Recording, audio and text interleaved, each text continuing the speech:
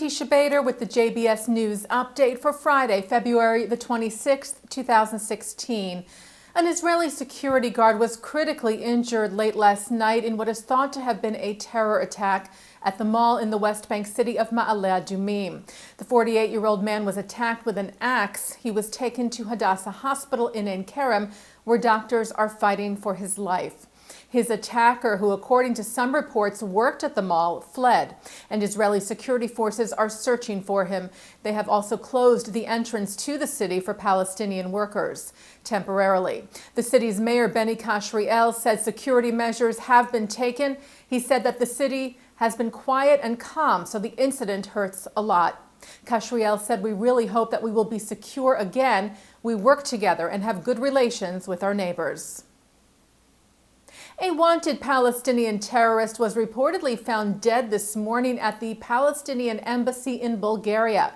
51-year-old Omar Nayef Zaid was a member of the Popular Front for the Liberation of Palestine. He was convicted in 1986 of the murder of yeshiva student Eliyahu Ahmadi in Jerusalem's Old City.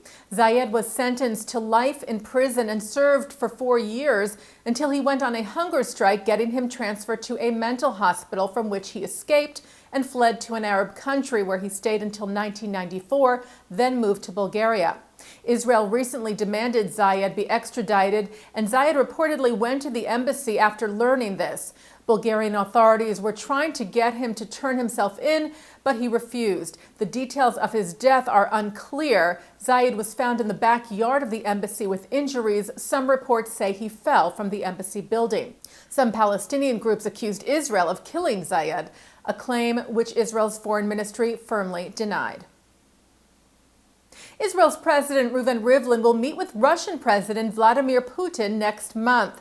Rivlin was scheduled to visit Hong Kong and Australia in March, but postponed those trips in order to meet with the Russian leader, in light of recent developments regarding Syria and threats to Israel. Meanwhile, former Israeli President Shimon Peres is scheduled to travel to South Africa this weekend. Peres said he was determined to carry on with the trip despite threats by the Muslim Lawyers Association to have him arrested and prosecuted there for, quote, war crimes. The 92-year-old statesman said he would not be stopped by those threats or any others. Peres is set to take part in and address a salute to Israel by the South African Jewish community Sunday night. 2 officers of the New York City Police Department were hurt when they went to investigate a series of anti-Semitic incidents.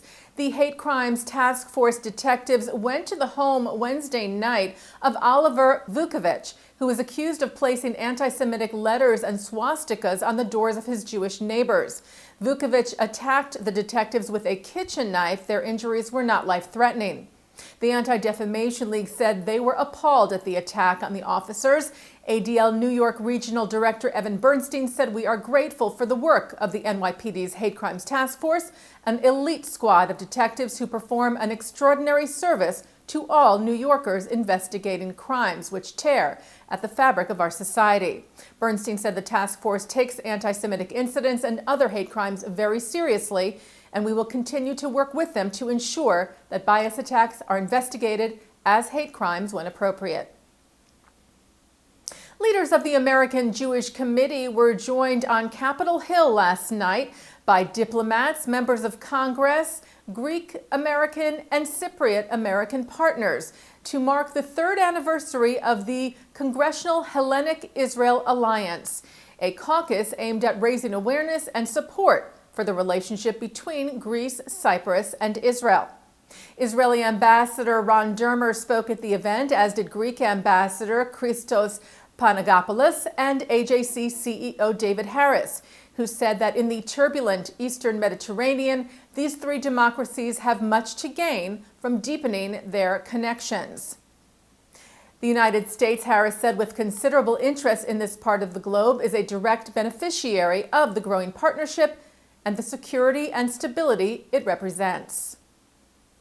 And staying with the AJC, the global advocacy organization celebrated its 110th year in Miami earlier this week, bringing together hundreds of lay leaders and staff from across the country, as well as from Europe and from Israel, and diplomats from over 20 countries. Miami-Dade County Mayor Carlos Jimenez, who was one of the first Florida mayors to join AJC's Mayors United Against Anti-Semitism, said that the AJC's presence in his community has helped advance human rights for all of its residents. U.S. Ambassador and former Undersecretary of State for Political Affairs Wendy Sherman addressed the gathering as well. She said AJC is the organization that works to make sure that Israel and the Jewish people around the world are safe and secure. And taking a look now at our programming for tonight on JBS for Friday, February the 26th. Live Shabbat services are coming up at 6 o'clock from New York City's Central Synagogue, followed by Hazamir Chorale's concert from Kfar Saba at 7:30. Then at 8, a look at the United Nations Human Rights Council and the U.S. presence there. At 9, it's the film Saved by Deportation, and at 10 o'clock, part 2 of Musica featuring the Israeli band Subliminal. And that's the JBS News Update for Friday, February the 26th, 2016. I'm Teisha Bader. Shabbat Shalom.